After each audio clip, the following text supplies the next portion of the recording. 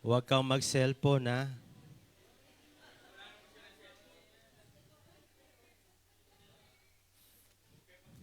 Isa pa.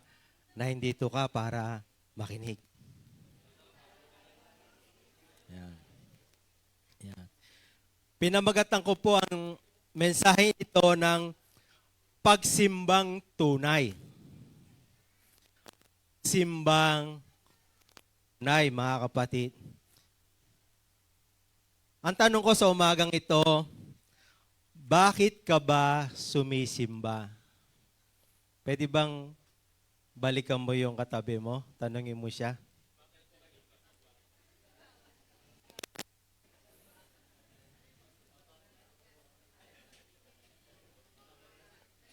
Oh, wag niyo silang Huwag niyo ilang sabihin, oy, mali yan, ha?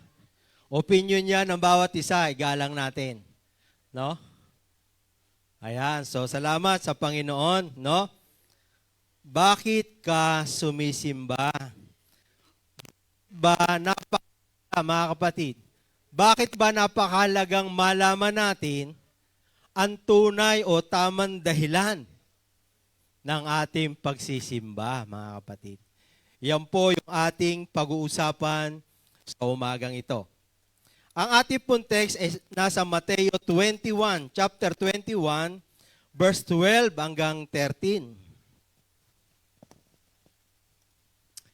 Sige po, lahat po tayo ay tumayo bilang paggalang. Paggalang sa salita ng Diyos. Ayan, sabay-sabay. Hello, ayan. Sige, sabay-sabay po nating basahin. Ang sabi po diyan, pumasok si Jesus sa templo ng Diyos. Itinaboy niya ang lahat na nagtitinda at namimili sa templo. Itinumba niya ang mga mesa ng mga mamamalit ng salapi at mga upuan ng mga nagtitinda ng mga kalapati. Sinabi niya sa kanila, nasusulat, ang aking bahay ay tatawaging bahay dalanginan, ngunit ginawa ninyong yunip ng mga tulisan. Saglit po tayo manalangin. Father God, salamat po muli sa iyong mga salita. Ang salita mo ay pagpapala sa aming mga buhay, Panginoon. Salamat po. Ang aming dalangin, Lord, tulungan mo po kami na maibigay po namin ang buo naming atensyon sa iyo sa umagang ito, O God. Panginoon, hiningi namin, kayo po magbigay sa amin ng karunungan at pagkaunawa sa kalooban mong ito sa aming mga buhay. Marami pong salamat.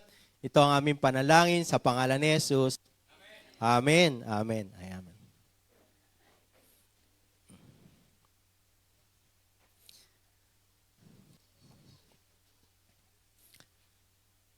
Malimit po nating mabasa at sa ating pagbabasa ay nakilala natin ang Diyos, nakilala natin ang Panginoon na siya ay mabuti, siya ay tapat, siya ay mahabagin, siya ay gumagawa ng himala. Pero kakaiba po ang isang ito na ating pong pag-aaralan. Makikita po natin dyan, ang Panginoong Yesus ay nagkaroon ng matinding galit. Ang istorya po dyan ng pumasok na po sa Jerusalem ang ating Panginoon, pumasok siya sa templo. At sa pagpasok niya sa templo, nakita niya yung mga tao. Ang nasa loob yung bumibili at namimili. At nakakagulat ang ginawa ng Panginoon. Pinagtataob niya yung mga lamesa, yung mga hayop na naroroon, inalis niya lahat. Galit na galit ang Panginoon. At sabi ng Panginoon, nasusulat, ang aking bahay ay tatawaging bahay dalanginan. Ngunit ginagawa ninyong yunib na mga tulisan. So, mga kapatid, una, tingnan natin, no? Bakit nagalit si Jesus? So, number 1 po na pag-aaralan natin, nagalit ang Diyos. So mga kapatid, dapat balanse rin tayo. Hindi lamang mabuti ang Panginoon, hindi lamang mahabagin, dapat makita rin natin ang Diyos marunong magalit. No, kaya nga, magkaroon tayo ng takot sa Diyos. Hindi lang siya mabuti, hindi lang siya mahabagin, pero ang Diyos, nagagalit din, mga kapatid. At nakita po natin dyan, no, sa ating pong binasa, bakit nagalit ang Panginoon? No? Bakit nagalit ang Panginoon? Nung minemeditate ko yan, kasi sabi nga una dyan ay doon po sa mga nagbibili ng mga hayop at doon sa mga namamalit ng pera. Kasi yung pong templo ay dinadayo rin po yan ng mga dayuhan, mga galing sa ibang lugar. At doon po sila ay nagpapapalit ng kanilang pera para siguro ihandog sa templo. Kaya lang, dinadaya sila ng mga nain doon. Hindi nila sinasabi ang talagang halaga, maging ang mga hayop, no, pinepresyuhan nila ng malaki. No? At doon nga asyadong naging commercialized yung templo. So kaya nagalit ang Panginoon. No? At habang minemeditate ko yan, gusto ko pa maintindihan. Sabi ko, Panginoon, bakit nagalit kayo? Ano ang dahilan ng matinding galit ninyo? Kasi isipin mo, pagtataubin ng Panginoon yung mga lamesa. No? Nagalit siya nung araw na yun. At doon lang, no, makikita niyo kung paano ang Panginoon ay nagalit. Ang sagot po ay nain doon sa verse 13. Yan nga po, no? Dapat daw, sabi ng Panginoon, dapat daw ang templo ay gawing templo ng panalangin, mga kapatid, no? Templo ng panalangin. Ano pa ang ibig sabihin dito? Ang templo, ang pag-uusapan po natin ngayon ay ang physical na templo. No? Sabihin natin, sa panahon natin, ano ba yung templo? Ang templo kasi noon, doon ginagawa ang mga pagsamba, doon ginagawa ang mga pakikinig ng salita ng Diyos. So ngayon, sa panahon natin, ito yung lugar na yan. No? Kaya nga, dito sa lugar tayo ay sumisimba upang sumamba sa lugar na ito. So ito yung templo, no? Ito. Bahay, sambahan. So ito yung lugar, no? Ang ibig sabihin, ang templo ay lugar. No? Ay dapat maging lugar ng panalangin. Sa mga nagdaang panahon, ang aking laging nakikita rito ay yung panalangin. Yung mananalangin, dapat tayo ay nananalangin dito. Tama po yun. Pero meron pang pinakita ang Panginoon sa akin. Kasi sabi ng Panginoon, dapat ang templo, ang lugar ng bahay-sambahan, ay dapat maging lugar ng panalanginan. Ang ibig ba sabihin ng Panginoon ay gagawin natin, mananalangin na lang tayo na mananalangin dito? Hindi po. No? Ang ibig po sabihin nito, bakit nagalit ang Panginoon? No? Una, ang templo ay lugar. Dapat maging lugar ng panalanginan. Ibig sabihin, mayroon tamang dahilan ng pagsimba. Tama dapat ang layunin at dahilan ng mga pumapasok sa loob ng bahay-sambahan. Kaya kanina, nagtanong ako sa inyo, anong dahilan? Bakit ka sumimba ngayon? Kasi hinahanap ng Panginoon yung dahilan. Dahil doon, nung pumunta ang Panginoon sa templo, nakita niya ang hindi tamang dahilan, kaya nagalit siya doon sa mga tao. Nagagalit pala ang Panginoon pag mali ang dahilan natin. Kapag tayo sumisimba, mga kapatid. Ayon ng Lord, mali ang ating dahilan.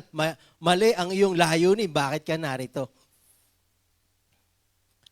So, sabi roon, panalanginan, mga kapatid. So, tingnan natin. Pinaalala sa akin ng Panginoon ng Matthew 6, chapter 9, verse 13. Kung paano ang Panginoon ay itinuro niya, ganito kayo manalangin. Tama po ba? So, tingnan po natin. Ang sabi po dyan, manalangin kayo sa ganitong paraan. Ama naming nasa langit, pakabanalin ang pangalan mo. Dumating nawa ang paghahari mo. Mangyari nawa ang kalooban mo dito sa lupa, gaya ng nasa langit. So, doon muna tayo. Ayan. Diyan muna. Bibigyan ko ng kahulugan ng bawat verse na naandyan. Kasi nagalit ang Panginoon dahil hindi na nila ginagawa ang paraan na gusto ng Panginoon. Yung paraan na panalangin. Ano yung paraan na panalangin? Sabi diyan, Ama naming nasa langit. So, ano hindi nila ginagawa, no? Pumupunta sila, sumisimba sila, hindi nila nais makilala ang Diyos. Hindi nila nais magkaroon pa ng malalim na relasyon sa Diyos. Tayo ba? Bakit tayo narito? Gusto ba nating makilala pa ang Diyos? Gusto ba natin magkaroon pa ng mas malalim pa na relasyon sa Diyos? Kasi sabi rito, Ama naming nasa langit. Ito ay nagsisimbolo ng a close relationship sa Diyos, mga kapatid. At yun yung gusto ng Panginoon. Gusto mo, pumupunta ka rito kasi gusto mong makanig ang Diyos. Gusto mong makilala pa ang Diyos. Kaya ka na dito. Hindi sa ano pa mang bagay, naalala ko kasi noon, nung ako ay nasa dating relihiyon. Pupunta ako sa simbahan para pumorma. Pupunta ako doon sa simbahan para tumingin ng mga chicks. Kasi talaga, totoo. Kung tawagin niya, simbang porma. Pero ngayon, tinuturuan tayo ng Panginoon. Kung paano, pag tayo sumimba, lalabas tayo, may naranasan tayo sa Diyos. Kaya nga, pinapakita rito ng Panginoon yan nga sa verse 9. Kasama ng verse 9, ang sabi diyan, sambahin, no? Ang ibig sabihin, pakabanalin ang pangalan mo, ang ibang translation diyan, sambahin ang ngalan mo. Hindi sila pumupunta sa church, hindi sila sumisimba para sumamba. Ay ang church, narito, nilikha to para sumamba tayo dito sa Diyos. Narito ka ba para sumamba? Mga kapatid, kaya nga ini-encourage ko ang bawat isa, huwag tayong magpahuli. Abutin natin yung oras ng pagsamba dahil kaya nga tayo sisimba para sumamba. Yung kasi ang gusto nang makita ng Panginoon. Ginawa niya ang bahay-sambahan para ito ay maging lugar na kung saan ang mga tao ay pupunta sa Kanya para sambahin siya. So, ibig sabihin, dapat excited tayo. Sasamba tayo sa Diyos. Kakatagpuin natin ang Diyos sa lugar na ito. Kaya kung ano man yung mga sinasabi ng worship team, tayo po'y pumalakpak.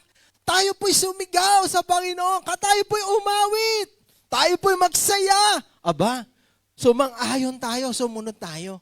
Dahil yan yung karapat dapat tanggapin ng Panginoon. Pagsamba, papuri, pasasalamat. May dala ka bang pasasalamat ngayon sa Diyos? May dala ka bang papuri? Isang linggo ang nagdaan, nagutom ka ba? Nadisgrasya ka ba? May nangyari ba sa pamilya mo? Wala. Ay, naku, pumunta ka sa church. Magpasalamat ka. Hindi aksidente. Dahil ang Diyos ay nangangalaga. Ang Diyos nag-iingat sa iyo araw-araw. Excited ka kasi dala-dala mo, Lord, thank you. Isang linggo, iningatan mo ako. Isang linggo, hindi mo ako pinagkulang. Lord, salamat.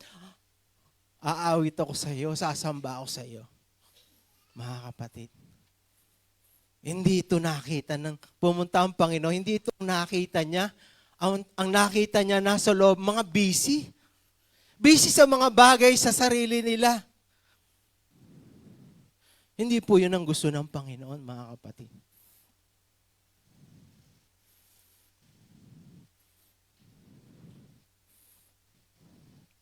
Verse 10.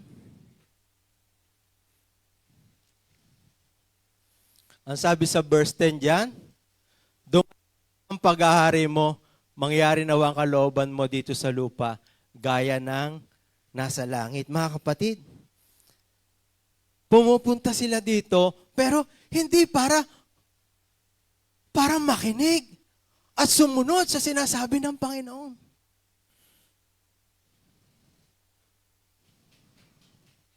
Dapat, pupunta tayo sa church, gusto natin makinig. Gusto mo pang malaman ang kalooban ng Diyos na i-apply mo sa buhay mo.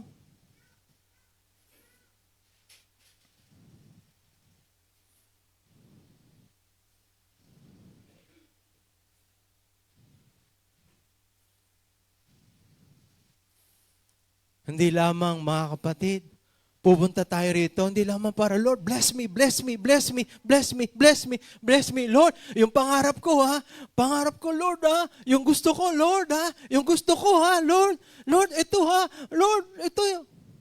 Okay po yan, di masama yan. Pero nag-expect din ng Diyos na nagsasabi sa ating puso, Lord, ano yung kalooban mo sa akin? Ano yung gusto mo sa buhay ko? Ano yung gusto mong baguhin ko, Panginoon? Ano yung gusto mong tanggalin ko sa buhay ko, Panginoon? Meron ba tayong ganyan?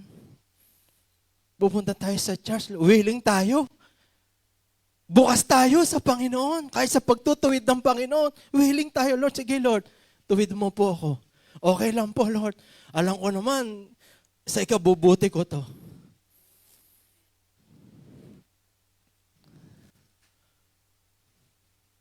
Hindi lamang kung ano matatanggap natin. Pupunta tayo sa simbahan. Kasi gusto natin malaman, Lord, gusto ko malaman yung kalooban mo. Gusto ko makita, maintindihan kung anong gusto mo sa buhay ko.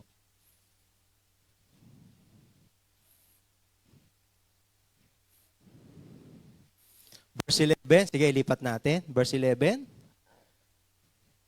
Ibigay mo sa amin ngayon ang aming mga kakainin araw-araw. Mga kapatid, pumupunta tayo dito dahil sa Diyos tayo magtitiwala. Sa Diyos natin idudulog ang ating mga sitwasyon sa buhay.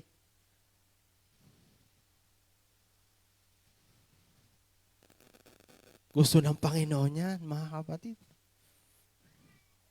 Ang simbahan ay bukas para iparating natin sa Diyos ang mga sitwasyon ng buhay natin. Lord, ito po yung kalagayan ko sa buhay. Lord, sa Diyos tayo humihingi. Sa Diyos tayo nagtitiwala.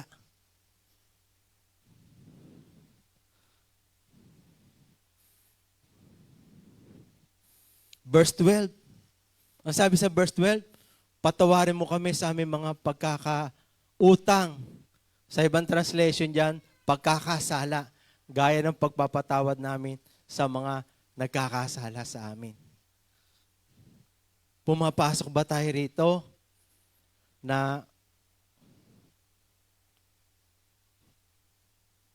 gusto natin, Lord, sorry po, Lord. May nagawa po akong di maganda. May naisip akong di maganda. May nagawa akong na hindi maganda sa kapwa ko. Lord, patawarin mo po ako.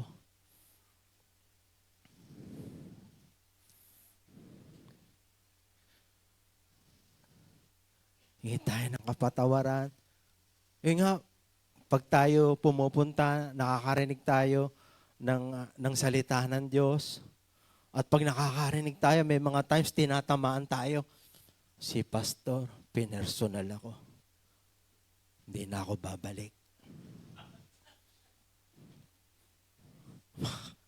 Nagpunta ba ako sa bahay ninyo at sinabi ko, inalam ko yung sitwasyon mo sa buhay? Hindi eh. Pero tinamaan ka, magpasalamat ka, dahil kilala ka ng Diyos. Alam mo ang pinagdadaanan niya. Alam niya ang pinagdadaanan mo at gusto kanyang itama. Gusto kanyang iayos, hindi ibaksak. Willing tayo. Pupunta tayo dito, bukas ang puso, willing tayo sa pagtutuwid ng Panginoon.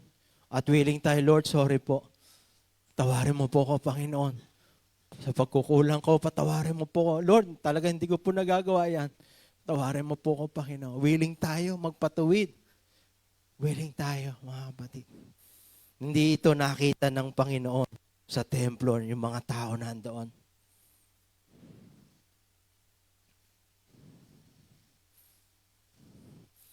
Verse 13.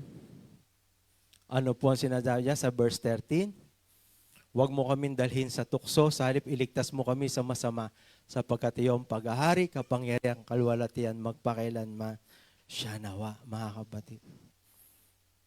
Hindi na ang Diyos ang kanilang dinidependihan. Hindi na sa Diyos sila humingi ng proteksyon, ng pagliligtas. Hindi ito. Kaya nga, sabi ng Panginoon, ang templo ko dapat ay maging bahay panalanginan. So, kaya inisa-isa natin yan para makita natin ano yung panalanginan. Ito yung gusto ng Panginoon na makita ng mga sumisimba, ng mga pumapasok sa kanyang bahay-sambahan. Gusto talaga ang Diyos, mga kapatid.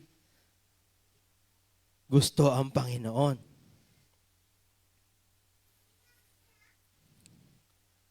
Tingnan natin yung Awit 23 verse 6. Tiyak na ang pag-ibig at kabutihan ninyo ay mapapasa akin habang ako'y nabubuhay.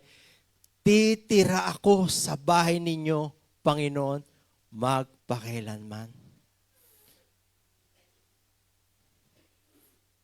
Mga kapatid, si David, gustong-gusto niya manahan sa templo ng Diyos. Gustong-gusto niya. Sabi nga niya, gusto ko manirahan eh. Manirahan na. Bakit? Makikita nyo, mula sa verse 1, makikita nyo ang dahilan. Ano ang mga naranasan niya sa Panginoon? Sabi roon sa 23, verse 1, the Lord is my shepherd, I shall not want. Alam na alam niya kung ano, mga kapatid. Anong nararanasan niya sa templo ng ating Diyos, mga kapatid. Alam niyo ba, dito, pwede kayong makaranas sa Diyos. Pwede nating maranasan ang Panginoon, mga kapatid. Awit 100, verse 4. Pumasok kayo sa kanyang templo ng may pasasalamat, pagpupuri. Magpasalamat kayo, magpuri sa kanya. Bakit tayo sisimba? Bakit tayo nahin dito? Gusto ko pong magpuri, magpasalamat. Gusto kong pasalamatan ng Diyos kasi pinagpala niya ako ng isang linggo, iningatan niya ako. Meron nangyari sa akin pero kitang-kita ko ang pag-iingat ng Diyos. Hindi niya ako pinagkulang eh. Kaya ako nain dito. Gusto kong sabihin sa Panginoon, salamat, salamat. Naalala ko yung kwento sa 10 ketongin. Lumapit sila sa Panginoon. Pinagaling sila lahat ng Panginoon. Sabi ng Panginoon, pumunta kayo doon sa templo, sabihin nyo sa doon na magaling, para i-confirm nila na kayo magaling na. Di puntahan sila, takbuhan sila, pumunta. Tapos yung isa, napansin niya, may sakit tong ketong. Pinagaling ng Panginoon. Napansin ng isa, nawala yung ketong niya. Aba, bumalik siya. Pagbalik niya, naku, samba, pasasalamat, ang binigay niya sa Panginoon. Lord, salamat po, Panginoon, salamat. Sabi ng Panginoon, 10 yung pinagaling ko, nasaan yung 9? Nasaan yung 9? Mga kapatid, karapat dapat bang tumanggap ng pasasalamat ang Panginoon? Amen. Kaya pag sisimba tayo, may dala-dala tayong handog ng pasasalamat. Kahit na nga sa mga sitwasyon, pasalamat tayo. Dahil dito, pwede tayong humingi ng tulong sa Diyos. Pwede tayong manalangin. Sabi nga, no, ibigay mo sa amin ang pagkain namin sa araw na ito. Ibig sabihin, ang bahay-sambahan, gusto ng Panginoon. Gusto ng Panginoon, lumalapit tayo, humingi tayo ng tulong sa Kanya.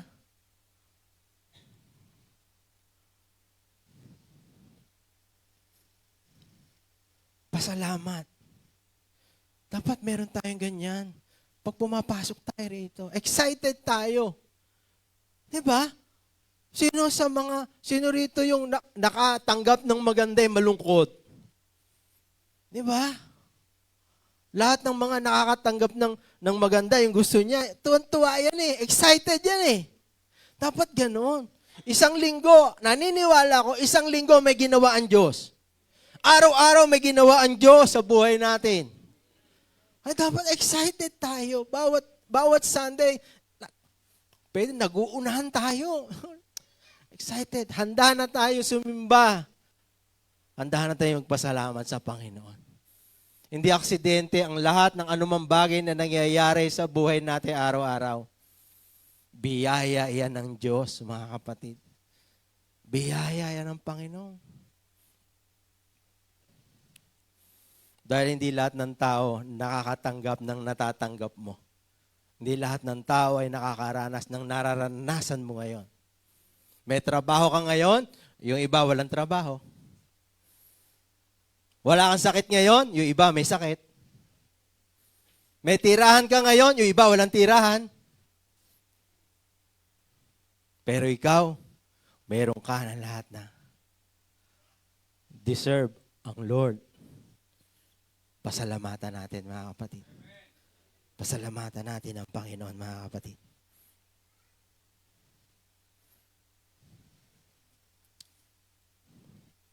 Awit 84. 10 to 12, ang sabi po dyan, ang isang araw sa inyong templo, sabi ni David, ang isang araw sa inyong templo ay higit na mabuti kaysa sa 1,000 araw sa ibang lugar. O Diyos, mas gusto ko pang tumayo sa inyong templo, O Diyos, kaysa sa maniran sa bahay ng masama. Sabi diyan, bakit? Dahil kayo, Panginoon Diyos, ay parang araw na nagbibigay ng liwanag sa amin at pananggalang na nag-iingat sa amin. Pinagpapala nyo rin kami at pinararangalan. Hindi nyo ipinagkakait ang mabubuting bagay sa sinumang matuwid ang pamumuhay. Kaya sabi ni David, sa ibang lugar, ang gusto ko sa bahay ng Diyos. Ang gusto ko sa bahay-sambahan. Tayo. Excited ba tayo every Sunday? Talagang gustong-gusto ba nating mag-dwell dito? O ikot na yung puwit natin. Ang tagal naman magturo ni pastor. Ang tagal naman ng worship. Diba? Sabi roon, si David nagdudwell. Hindi nagmamadali. Sabi mo sa katabi mo, nagmamadali ka ba? O sige, uwi ka na. Joke lang. Pangalawa,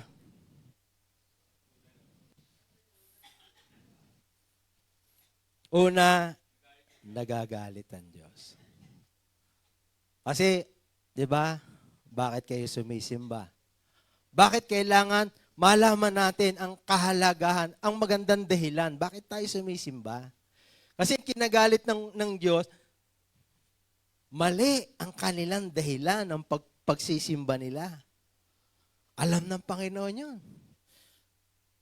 Kahit di tayo magsalita, ang Diyos nakakabasa ng puso ng tao eh.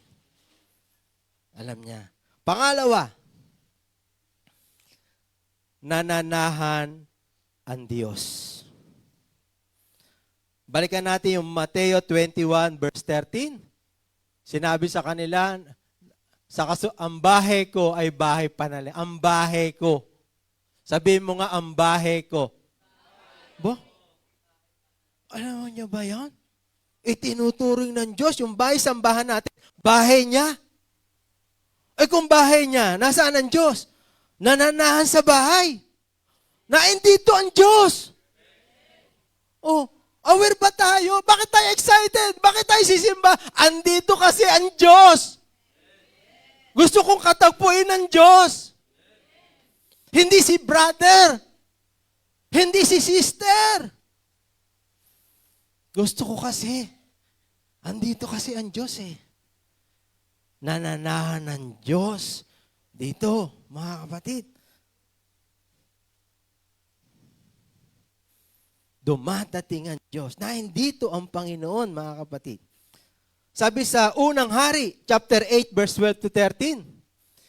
At nanalangin si Solomon, sinabi niyo po, Panginoon, na maninirahan kayo sa makapal na ulap. Verse 13.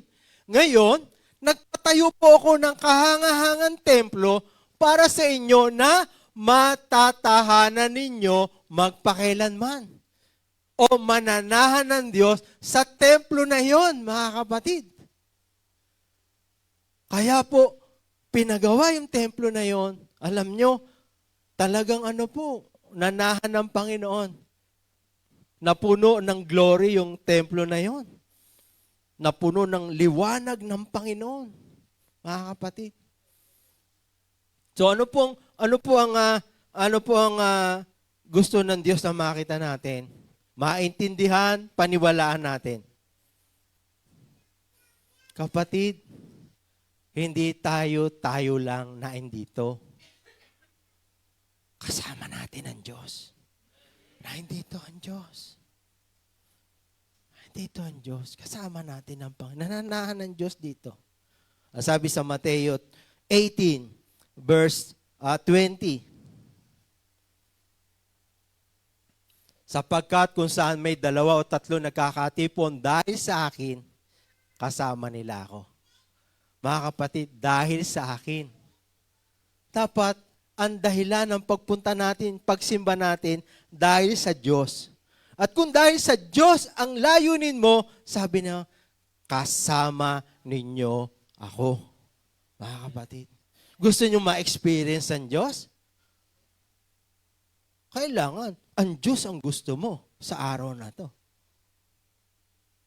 Para ma-experience natin ang Panginoon, mga kapatid. Pangatlo, kanina, nagalit ang Diyos. Pangalawa, nananahan ng Diyos. No? Pangatlo, yun nais ng Diyos. Balikan natin. Balikan natin yung sinabi ng Panginoon. Ang sabi ng Panginoon sa Mateo 21 verse 13, tingnan ulit natin. Sinabi sa kanila ng Diyos, sinabi niya sa kanila, sinabi ng Diyos sa kasulatan, ang bahay ko ay bahay panalanginan. Ang bahay ko ay dapat maging bahay ng panalanginan. Ang bahay ko dapat, kung ito ang bahay ko, ang mga pumupunta dapat tamang dahilan ng pagpunta natin. Alam natin, ang dahilan bakit tayo naindito, mga kapatid. Kanina, tinignan natin, sabi, dapat gawin kasi hindi nila ginagawa yung pinakatamang dahilan bakit sila sumisimba. Pero ngayon, ano ang tamang dahilan bakit tayo sisimba, mga kapatid? So, yan po uli yan, no? Mateo chapter 6, verse 9 to 13. Yan yung panalangin, mga kapatid. Yung Ama namin nasa langit, sambahin nawa kayo ng mga tao. Sa isa-isa natin, ito ang tamang dahilan, gusto ng Panginoon, mga kapatid. Una, verse 9, Ama namin nasa langit, dapat, pag pumupunta tayo dito, gusto nating makilala ang Diyos. Gusto nating magkaroon pa ng mas malalim pa na relasyon, mas malalim pa na pagkakilala sa ating Panginoon. Sa verse 9, sabi roon, sambahin ang ngalan mo. No? Pupunta tayo dito, gusto natin sumamba, excited tayo sumamba, excited tayo magpuri, excited tayo magpasalamat. Dahil karapat dapat ang Diyos na tumanggap ng lahat ng iyan, mga kapatid. Sapagkat ang lahat ng mabubuting bagay na tinatanggap natin, galing sa Kanya. Kaya nga, I encourage, mga kapatid, ang bawat isa. 2025, pagsikapan natin. Lagi na maabutan natin yung pagsamba. Dala-dala natin yung pasasalamat, dala-dala natin yung papuri natin sa kabutihan ng Panginoon sa buhay natin, mga kapatid.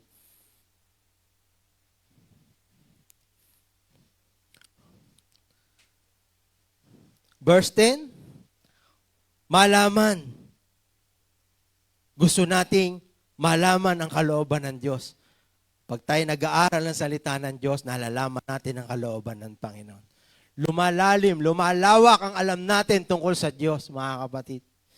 Gusto pa natin. Yan ang isa sa gusto ko. Gusto ko marinig yung salita ng Diyos. Gusto ko pang matuto. Gusto ko pang lumalim tungkol sa Diyos. Kaya tayo na hindi dito, mga kapatid. Kaya nga, ang pagsamba, pinaghahandaan yan.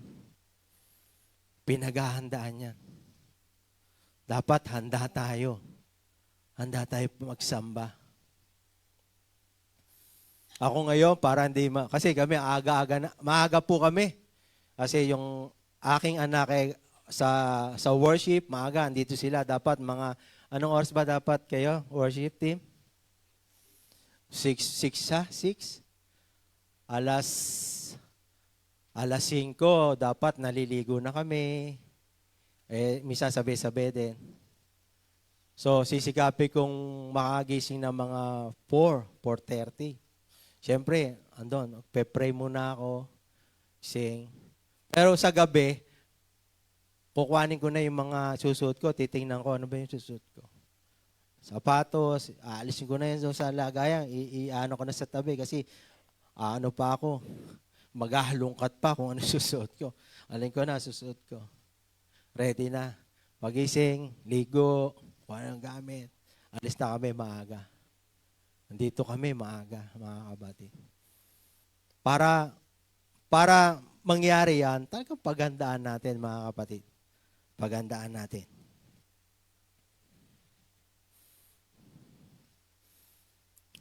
Verse 11, sabi doon, paghingi, no? Bigyan nyo kami ng pagkain sa araw-araw. Na hindi to tayo kasi pinipili mo sa Diyos magdepende. Sa Diyos humingi ng tulong. Diyos ang gusto kong hingan ng tulong. Pupunta ako dito. May mga problema. Kaya nga, mga kapatid, hindi excuse eh. Kung may problema, maliban hindi ka okay. Pero yung meron ka lang problema pinagdadaanan, parang wala ako sa mood magsimba. Alam mo ba, lalo kang may pangangailangan, lalong kailangan mo magsimba. Bakit?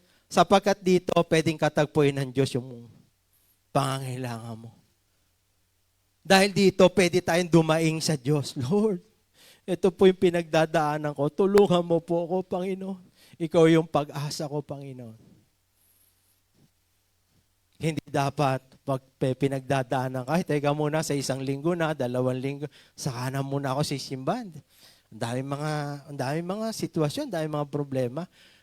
Sabi ng Panginoon, bigyan nyo kami ng aming pagkain sa araw na ito.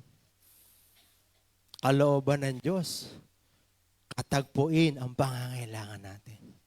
Sabi mo sa katabi mo, sa araw na ito, kakatagpuin ng Diyos ang pangangailangan mo.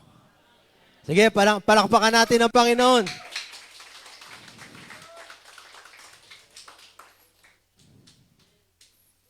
Verse 12. Paghinginan, patawarin niyo kami sa aming mga kasalanan. So, doon. Pumupunta tayo dito. Alam natin, pag may mga tayo, mag-confess.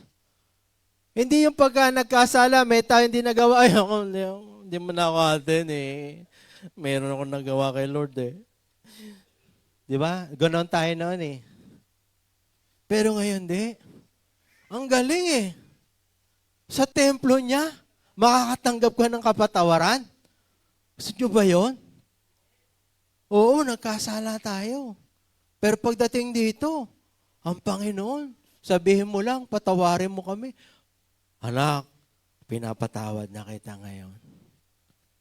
Ganyan kabuti ang Panginoon, mga kapatid. Last, verse 13. Andito tayo, kinikilala natin, Lord, wala akong magagawa kung wala ka sa buhay ko. Hindi ko kayang ingatan ng sarili ko. Kailangan ko ang protection mo, kailangan ko ang pagliligtas mo sa bawat araw. Lord, ikaw ang kailangan ko sa buhay ko. Mga kapatid, sa lugar na ito, makakahingi tayo sa Diyos ng protection. Makakahingi tayo ng pagliligtas ng Panginoon sa anumang mga pinagdadaanan natin, mga kapatid. Ganyan po kabuti ang ating Panginoon, mga kapatid. Yan po yung nais ng Panginoon sa atin, mga kapatid. Nais niyang maranasan ang proteksyon. Kaya nga, alam niyo ang lugar na ito? Lugar kung saan tatanggap tayo ng mabubuting bagay sa Panginoon. Ito yung lugar. Kaya sabi ni David, ako'y magdudwell. Gusto kong tumira sa bahay ng Diyos. Bakit? Kasi ang nararanasan ni David, sabi nga niya, hari siya ha. Gusto nga niya taga-bantay ng pintuan ng templo. Gusto niya maging doorkeeper. Bakit? Siyempre, siya ang magbubukas ng templo. Gusto niya kasi.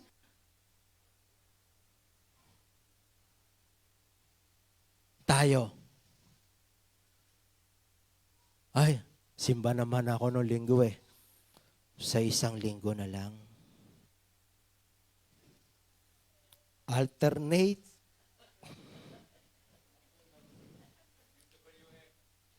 Di, ang schedule ko MWF. Pastor, ba't di ka sumimba? MWF po ko, Pastor. Huwag naman po. Talagang maging excited tayo. 2025.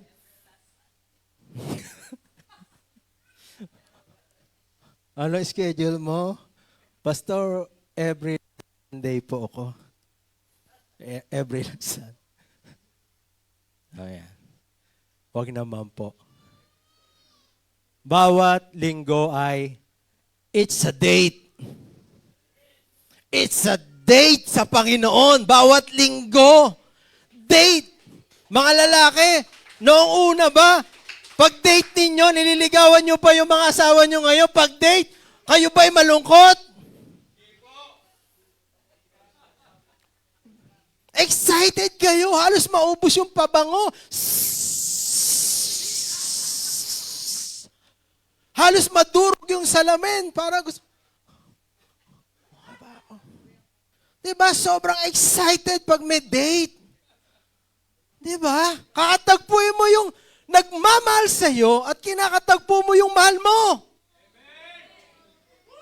Oh. Kaya dapat excited. Kung mahal mo ang Lord, excited kang dumalo. Ganyan ang gusto ng Lord. Dahil ang Lord, excited kang katagpuin bawat linggo. Excited ang Lord na ipadama. Anak, mahal na mahal kita. Anak, ano man yung pinagdadaanan mo, anak, huwag mong kalimutan. Kasama mo ako, anak, ha? Oh, maririnig mo ba yan sa labas? Di ba? Kaya mga kapatid,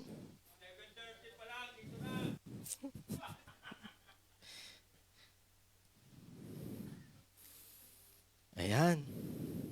Sabihin mo nga, sabay-sabay tayo. Pagbabago. 1, 2, 3. Pagbabago. Okay. Ano po ang gusto ng Panginoon matutunan natin sa umagang ito? Mga kapatid, mayroon pong tamang dahilan. May tunay na dahilan ang pagsisimba na nais ng Panginoon. Meron pong tama dapat. Tama yung dahilan natin. Bakit tayo na dito? So ano yung challenge ng Lord sa atin sa umagang ito?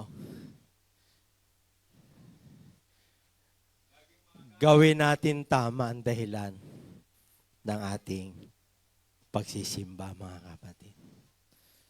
Tama, mga kapatid. No, talagang salamat sa Panginoon. Kasi ayaw ng Lord na andito ka pero hindi mo naranasan siya. Gustong-gusto ng Panginoon magparanas eh. Gustong-gusto ng Panginoon. Kaya nga kapahingahan. Kompleto yung package yon, mga kapatid. Pag pumupunta ka dito, bigyan ka ng kapahingahan. Kompleto yon, mga kapatid. Paklakpakan natin ang Panginoon. Sige po, tayo po ay manalangin. Sige, kayo na mga nakaupo, naniniwala ako, may mga personal kayo natanggap. Mag-respond po tayo sa Panginoon sa pamagitan ng panalangin. Sige, dyan sa kinauupan mo, nakatayo ka man, ano maman, bumulong ka sa Diyos. At kung meron kang mga sitwasyon na pinagdadaanan ngayon, kapatid, nasa bahay ka ng Diyos. Sabihin mo sa Kanya yung mga pinagdadaanan mo. Sabihin mo sa Kanya yung mga bigatin na meron ka.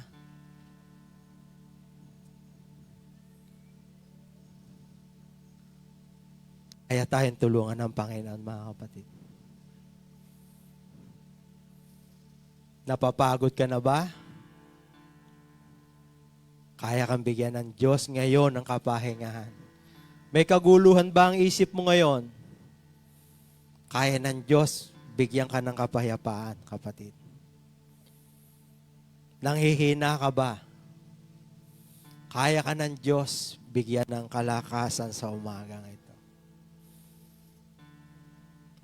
Sabi ng Panginoon, ang aking templo ay dapat maging bahay ng panalanginan. Ano ang sinasabi ng Panginoon sa atin? Anak, feel at home. Feel at home sa lugar na ito. Ano man ang kalagayan mo, sabihin mo, pakikinggan kita. Tutugunin kita. Feel at home sa bahay ng Diyos, mga kapatid. Dito tayo dumaing. Idaing natin sa Panginoon yung mga pinagdadaanan natin. Nakikinig ang Diyos at may kakayanan ng Diyos. Katagpuin tayo, mga kapatid.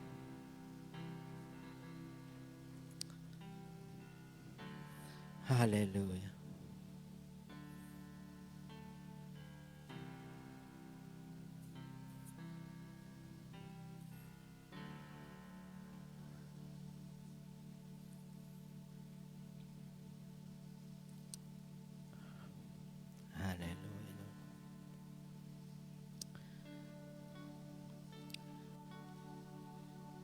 Panginoon, Salamat po. Salamat, salamat. Na muli ay ipinakita mo sa amin, Panginoon. Gaano kahalaga ang araw na ito sa iyong harapan, Panginoon. Ano yung kaya mong gawin kapag narito kami sa lugar na ito, O Diyos. Kaya mo kaming tulungan, Panginoon.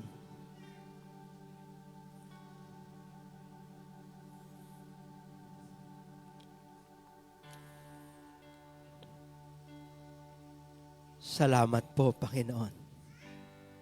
Lord, ang aking dalangin, katagpoy mo po ang bawat hinaing, ang bawat daing na narinig mo, na ibinulong sa iyo sa umagang ito, sa lugar na ito. At dalangin ko, O God, mula ngayon,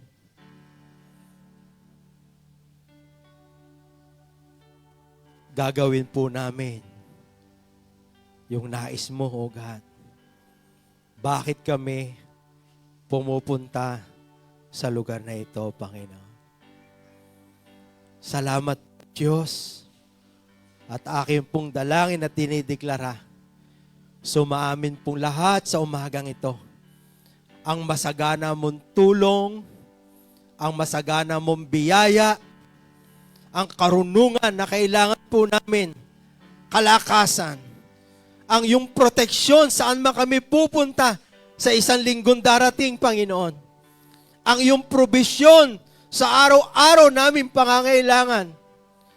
Ang karunungan sa mga plano at desisyon na gagawin namin sa isang linggong dadaan, Panginoon.